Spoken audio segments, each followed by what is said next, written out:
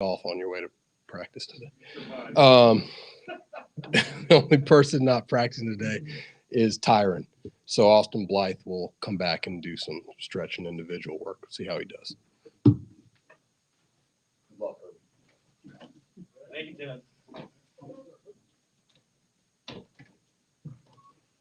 Everybody, game week finally. By the way, guys. So, with the new season starting like this, your scouting of other teams, how much change do you expect from what you saw from the Browns last year? Yeah, Is there a lot of special teams changes with them? The thing is, we played them in 2021, so it was. You go back and you look at that game. Obviously, you look at it hard. We didn't have any punts in that game, so weren't able to really look at that stuff. So you had to go back and look at what they did in the preseason, what they did during the regular season. But not a lot's changed. They got a lot of the same personnel. Most importantly, they got their same coach back. Mike Prefer does a great job. Those guys are well coached, and we're expecting a heck of a battle. Dave, you gave high praise to Mike Hughes as a punt returner. Yeah. Is that spot going to be his for Sunday? Is there going to be a race between him and McCole? How does that? Yeah, I'm not going to say exactly who's going to be back there right now, but I'm happy with both of those guys, and the good thing is we have a lot of guys we can go to, and he's one of them. He's certainly one of them. David, it seems like the roster Final 53 helps out special teams quite a bit. With guys like Camp and Landon. Were you pretty pleased with?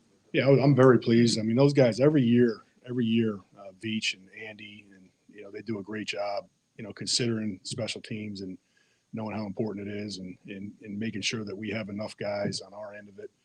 I was very happy the way it worked out this year. They're all good football players, offense and defense. So, I think as a whole, we're a better football team because of the roster they put together. You guys were without Dorian for a bunch of games last year. Just how critical is it to have him fully healthy? Yeah, I mean, a healthy Dorian helps us on special teams. Dorian's, obviously one of our key, players for special teams, and having him on the field is important. We did miss him a bunch last year. Other guys had to fill in for him, so it's good to have him healthy and start the year off with him out there on the field. Harrison Butker nailed that 64-yarder to get y'all Labor Day weekend off. Yeah.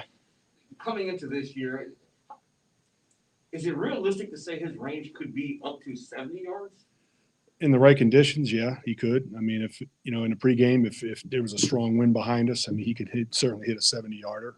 That kick that he made in practice wasn't under hard rush. There was a lot of situations, but we did have a little bit of wind behind us, and he probably would have made it from 68 if you looked at it. How far it went. So, 70 yards is not out of the question for him. And, in the right conditions, he can do it. But we're not going to throw him back there in those, a lot of situations like that, just because of the field position. If you miss a field goal like that, the field position that you're giving up is so much that, you have to really consider that, but at the end of a half, with a couple seconds left in the game or in the half, and you get out there and you might want to try something like that if the situation was right. When he first got here, he's still a young guy, obviously. Did you see him realistically developing this kind of range? We knew he had a strong leg. We saw that. And then when we first got him, he was really hitting the ball really high. He had a really high trajectory. We knew if we could lower his trajectory a little bit, that his power would be even better, and that's really what he's developed over the time. So he's definitely got one of the strongest legs in the league for sure. When a guy's going good, do you talk to him or you just stay away from him because you don't want to mess? Just keep doing. Yeah, I always say I'm a manager. I'm a manager. I'm gonna making sure that they don't kick too much, making sure Tommy doesn't punt too much. Let them do their thing. They got their own little world now that they and I kind of stay back from it. I step in when I need to, but I'm more of a manager with those guys than I am an actual every down coach, so to speak, or a kicking coach, like a golf coach or a golf swing coach, so it's a little different for me. How do you think the whole idea of the snap and the hold and all that stuff, the group of three working together, they haven't done it as long as the group you had before. How's that come along? You're 100% confident in all of that part? 100% confident, you know, having all those guys together again, and they talk about this stuff all the time. They're always working. I mean, they'll work an entire practice on the operation and different ins and outs and what we're going to call this, what we're going to call that. And, you know, every once in a while they let me in on what they're doing, you know, so that's the way it goes. So, but they're, you know, I'm very confident in those guys and what they do, for sure. You were talking about, the field position after all the missed long field goals. It seems like analytics has greatly changed in the conversation about whether you pick punt, field goal, whatever it may be, or you go for a fourth down. From your perspective as a special team player, how has that affected your job as far as how you prepare the guys for the situations and from the decisions about whether you pick or go for it? It depends on who you're playing. You know, it depends on how your offense is doing. It depends on how your defense is playing. You know, is it a field position game? You know, is it a game where we just need to pin somebody down there on punt, you know, instead of, kicking a field goal. I mean, it all depends. There's so many factors that go into it. Analytics will say one thing, but the weather could say another. You know, I mean, there's just so many aspects to it. But we use analytics as just a tool. It's just a tool, but it's not the end all. You know, it's not the thing that we're gonna, Mike Frazier is our guy. He's up there in the box, and he's always telling us, different things, giving us advice as far as what the analytics say. And then you have to take that information, and then you have to, input it to what you're getting in the game, weather-wise, and what team you're playing, and how your offense is moving the ball, how your defense is stopping them. Is there any area where you feel like analytics has maybe changed the decision making, the thought process? No, not for me. Okay. All right, thanks. Thank you. Thank you. See ya.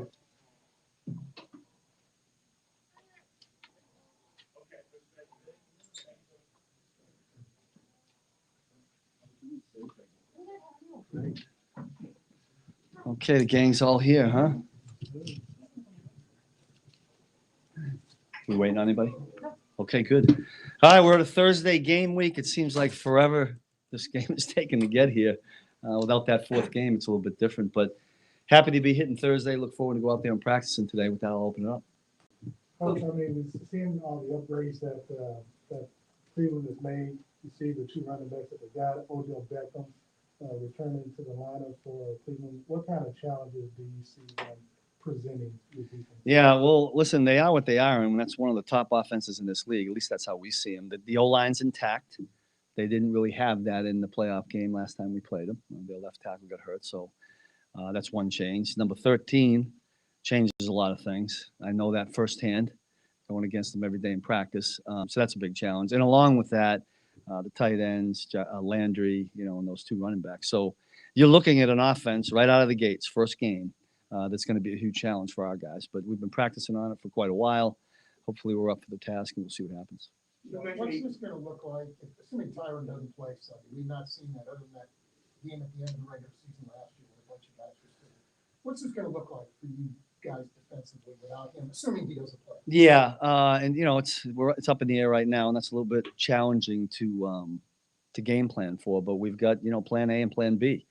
We would handle it no different, obviously, than somebody getting hurt in the middle of the game. Guys got to be ready to step up. The advantage we have, I guess, versus that particular scenario is we're practicing with guys that we think might have to play. So we'll move guys around, do what we have to, try to do most of the things that we do with Tyron, but certainly some of those things are going to change, and some of the calls might alter because of that. Yeah, and assuming he does play, he's missed some time now. Yeah. What's reasonable to expect from him? Can Well, he play a full game at this point?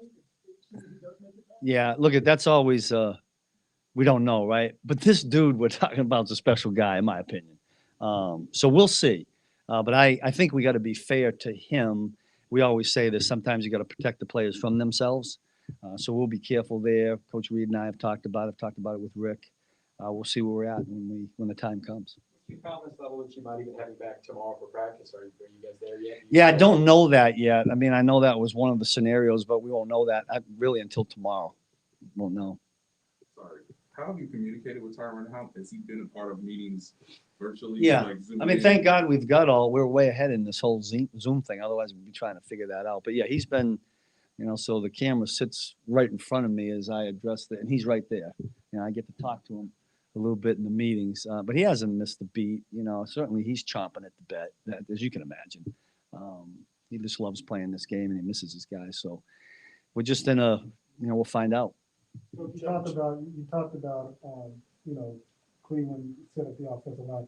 How do you think the Chiefs offensive line with the new rookies out of there, how do you think they prepared you all for what you're gonna see this weekend? The Chiefs offensive line? I mean, with your defensive front going up against them, how do you think with the way that the Chiefs have their offensive line set up, it's kind of prepared you for Cleveland offensive line? Well, we had a bunch of reps where we did go against our guys, which is what you got to do, right? Now the scheme's different. That's a little bit of a challenge. I mean, what our guys do offensively here in Kansas City is pretty different than what Cleveland does, the attack. And so that we've tried to simulate that as much as we can. I don't know if that's what you're asking about the young guys that work on the scout team, but and that's a challenge every week. We'll go through that a number of times this year with offenses that are really completely different than what our guys do. But that's something we got to do as players, as coaches every week. Chubb and Hunt are two of the best at breaking tackles and yards after contact. Is tackling, especially in game one, is even more of an emphasis. Yeah, real concerning. I mean, we had the advantage of 3 preseason games. Didn't have those last year. I can already give you the stats. Last year, when we didn't have a preseason game, we had 14 missed tackles in that Houston game. So is that concerning? Yes. We had some preseason games, but our first group didn't play a lot. We've worked on it. Anytime we put the pads on, we're tackling. The only thing we're not doing is tackling guys to the ground. But it's in the forefront of coaches and players' work ethic and concern right now. How do you guys grade out in the playoff game against them? In terms of actually pretty good.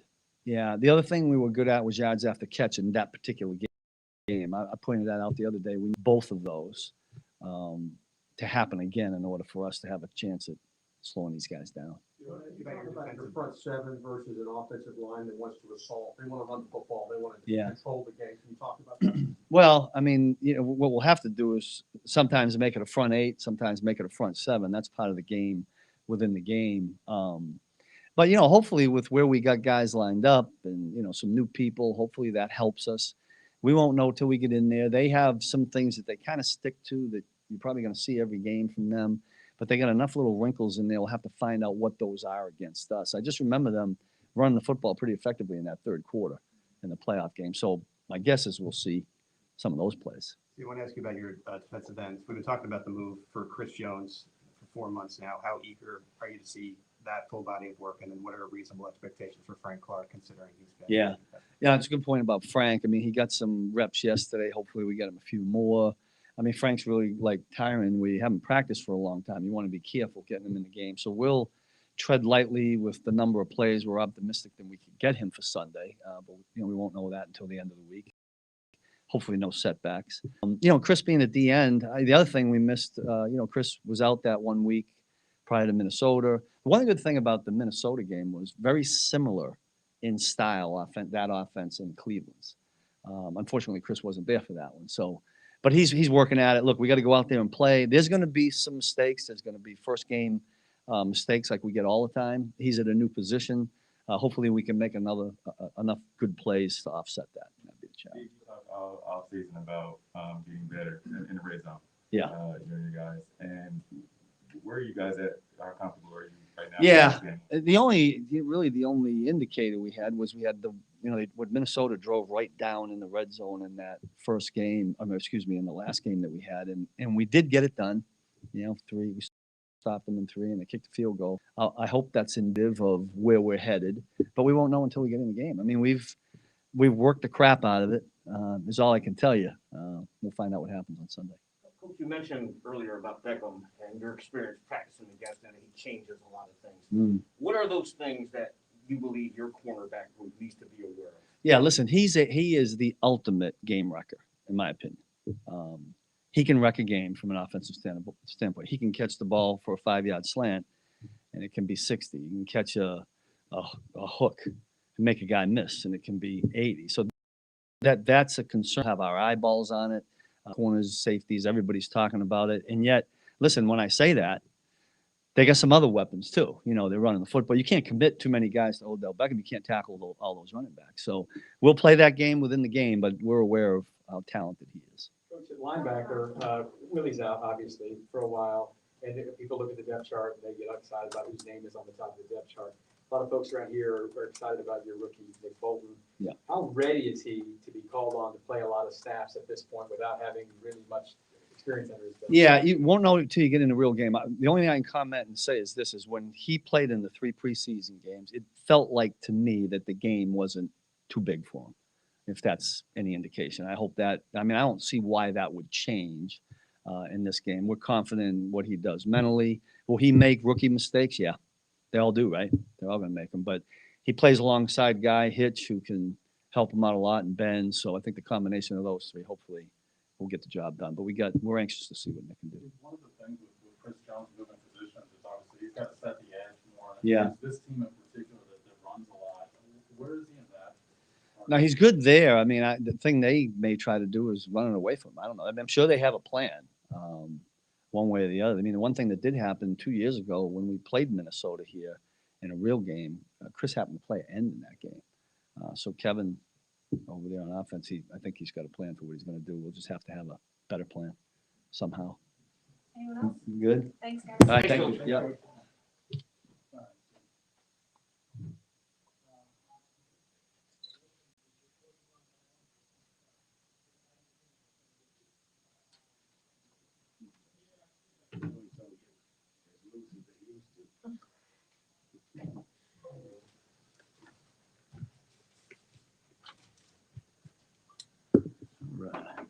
Good afternoon. Hope everybody's family's doing well. Excited about this week. Fired up. Our guys are excited to be back here at Arrowhead Stadium, home opener. Get the fans going, right back in the kingdom, right where we need to be. With that said, hey, I'm all ears. Coach, what are some of the challenges that you see with your new young offensive line versus that Cleveland Browns defense, especially that defensive front where it looked like they made a lot of upgrades too? Yeah, you know what? Joe Woods and Kevin Stefanski has done a heck of a job. The organization's done a heck of a job of adding some pieces. We expect our guys to go out there and play hard and play fast. The biggest thing that I've seen with our guys is just the overall communication aspect of it. Coach Heck has done a great job with those young guys up front. But on top of that, there are some guys that have played a lot of football in that room as well. We got Mike Rimmers, we got the Doc, we got Andrew Wiley. You know, you got Kyle Long, who's been around. My point is those guys are fired up. They're eager to get out there. And you know what? It's not going to be perfect, okay? But when it's all said and done with, as long as they're accountable, they're playing hard and they're playing fast, and they're living in that moment and understanding that the only thing that matters is the next play, that's all that matters. How important was it for you guys to identify your starting five fairly early in camp so they could really start to mesh and have that kind of cohesiveness? You know what? I think that's very important just because of what you said. Chemistry has to be formed, and it has to be a bond that becomes, thicker than anything. And so those guys, they spend a lot of time together, okay? They do a great job of communicating. Obviously, they study well together. And like I said, it's not anything that's always perfect. But the thing that I appreciate about them is how hard they play, how physical they play. But on top of that, it is important for them to make sure that they're doing their job and being accountable to the rest of the guys. Are they physical? Are they going to be on paper? When you brought this group in, it looked like they were going to just be a team that could just run right at you and run over you. Is that the reality? Well, the reality is this: we got to go out and play this team. What time is kickoff? 3:05, 3:25. We're gonna find out. Yes, but yes, that's what you always envision. You want your guys to be physical. You want them to go out there and put everything on display that we've talked about. But we also understand this is the NFL. Those guys on the other side of the ball get paid too. And so, like I said, when it's all said and done with, we want our guys to go out there and play hard, all right, and play fast. But more importantly, be accountable, live in the moment, and focus on the next play because that's the only thing that matters. How ready do you feel Clyde is for all 3 downs when it comes to maybe needing the pass protect, especially on 3rd down? You know what? I'm feeling very comfortable about Clyde adding to his role and what he does. Coach Slew has done a great job with him. He's done a great job with all those guys, in fact. And I think those guys pretty much showed you exactly what they're capable of during the preseason. But Clyde, the best thing about Clyde is that he's had an opportunity to digest everything during the offseason. And so that's huge. On top of that, he's had an opportunity to get out there and put it on display in training camp. And so with this additional week, now with everything that we've had an opportunity to study, I think Clyde's going to be fine. You know, I think the entire group is going to go out there and do what is expected of them to do. That's 53. Jarek's here instead of Darwin landed with Tampa. What did maybe Jarek offer you that maybe you didn't have last year in a third back? Well, obviously, you never want to cut guys. You know, Darwin did a heck of a job. The thing that we appreciate is that these guys have made it tough on us to make decisions, and that's the great thing. That means that our guys, Veach and them, have always done a great job. They're doing an even more better job by creating competition at all positions. But you hate to lose a young, talented kid as Darwin. But also, we're excited about the addition of Jarek. I think Jarek brings a lot. He brings a great deal of experience.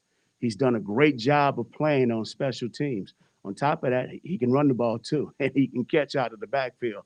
So he brings us a little bit of everything that we love, you know, when executing, doing what we do on our side of the ball. The last couple of years, you guys have had to go out about this time and bring a veteran back.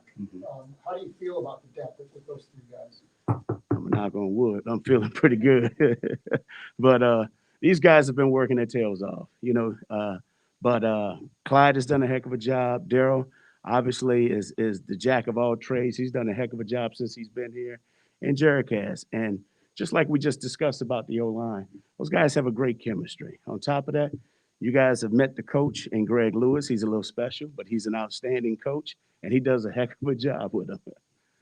You guys missed that, huh?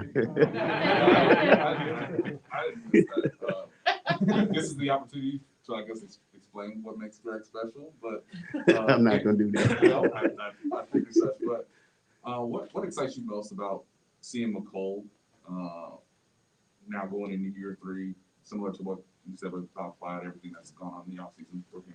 Just playing with more confidence and exuding more confidence, allowing himself to just run and do the things that we thought he was capable of doing. So, and we're fired up about, you know, all the things that he brings to the table. But the thing that I'm excited about as well is that all the other guys are excited about him, you know, and I'm always going to go back to the group in the room. Those guys support one another, and they realize how important they are to each other. So those guys make sure that everybody is being held at a high standard and that they're doing all the little necessary things that they need to do. And I'll say this again, once again, it's not always perfect, but the thing that they are doing, they're being accountable and they're making sure that they're doing it the right way to give us the best opportunity to be successful. Year 4 being OC, you know, with the talent you have surrounding, as you mentioned before, how it makes it difficult to cut players. Do you enjoy staying up late at night, you know, you and Andy conversing or here at the office, drawing up plays or whatever that will, you know, enhance your resume, you know, to get a head coaching job? But are there any challenges that you foresee with this offense? You know what? I'll say this. Yes, we grind. Okay, this is what we do. That just comes with the title. And if you work with any head coach, you're going to take on the role of that head coach. Coach Reed is a grinder. So we don't mind spending time here at late nights and making sure that we can give our players the best opportunity, put them in the best positions to have the best opportunity to have success. But when it's all said and done with, you know, this ain't about me trying to go out and get a job. This is about us collectively as a team to making sure that we're handling and conducting our business and living in the moment. Like today is Thursday. You know, we got a situational day. We want to make sure that we're focused on the day, focus on the individual reps, focus on the meeting, focus on the film study. That way we can give ourselves the best opportunity to go out and execute our jobs with great attention to detail on Sunday when it comes kickoff time. That last time around against the Browns, losing a quarterback in the middle of a playoff game, is that the ultimate challenge for an offensive coordinator? Was that one of the biggest challenges you faced? You know what? I'll say this, and I'm not bragging or putting our staff on anybody's pedestal. We do a great job of making sure that we're dotting our I's and crossing our T's. Unfortunately, injuries happen. You never want them to happen, but you always got to have a contingency plan in case things do happen. And so we take a tremendous amount of pride in making sure that we have Chad ready for any and every situation that there is, you know. And so that's our job as coaches. And just like if everybody was to go down at any other position, we need to make sure that those guys are ready to fill the positions and fill those roles that needs to be fulfilled. But at the end of the day, these guys understand, okay? They do not want to let each other down. And I'm gonna keep coming back to this. Accountability goes a long way. That's why we do what we do. You've been more productive when Sammy Watkins has been on the field. How do you feel about the guys who are going to be running through that X position right now, and how do they know to support the group, not just in the pass game, but the run game as well? You know what? I feel pretty good about him. Obviously, Sammy has been a central piece to everything that we've accomplished over the past few years, but Sammy's not here. And so it's the next man's opportunity. We've had, DeMarcus Rob, we've had D-Rob here for a number of years. D-Rob has done a lot of tremendous things for us. Also, we have McCole, we got Byron Pringle. You know, we have a number of guys to step up and fulfill those roles. That's the beauty of it. Now, all of them bring something different to the table, but they all understand. They may not play every snap, but when they're out there, they're going to maximize the opportunity and make the most of it, because when it's all said and done with, it's about us making sure that we're putting ourselves in position to be victorious at the end of the game. Speed, they talked about that they wanted to match up with teams like the Chiefs. Yeah. Well, first of all, it starts up front. And those two guys coming off the edge are very, very impressive. On top of that, they got a familiar face, kid by the name of Malik Jackson, who played with the Denver Broncos for a number of years. They got some backers that have a tremendous amount of experience. They drafted a young kid who's pretty athletic and can do a lot of things. They drafted the young corner. I mean, you look up and down this roster, there are some talented pieces. You know what? This is the NFL. You expect a challenge each and every week, okay? Our personnel staff, each of them, have done an outstanding job of making sure that we have talent as well. And so we just want to make sure that we go out there and play up to our capabilities to give ourselves a chance. And we just got to have to play assignment sound football when it's all said and done. Thanks, first time I missed the Zoom call and raising my hand. But, when you look at your running backs, I mean, I know you prepare guys for all situations, but do you foresee using guys in certain situations, or do you foresee it being kind of Clyde show and using other guys for depth purpose? You know what? I think you'll find out on Sunday. How about that one? But I will say this: all those guys bring something special to the table, and we're not opposed to Clyde going out there and playing 100 snaps. We're not opposed to all those guys having an opportunity and a role. Okay. At the end of the day, and I'm gonna say this again, we just want our guys to go out there and maximize the opportunities that are presented when on that field. All right. Thank you, guys. Thank you.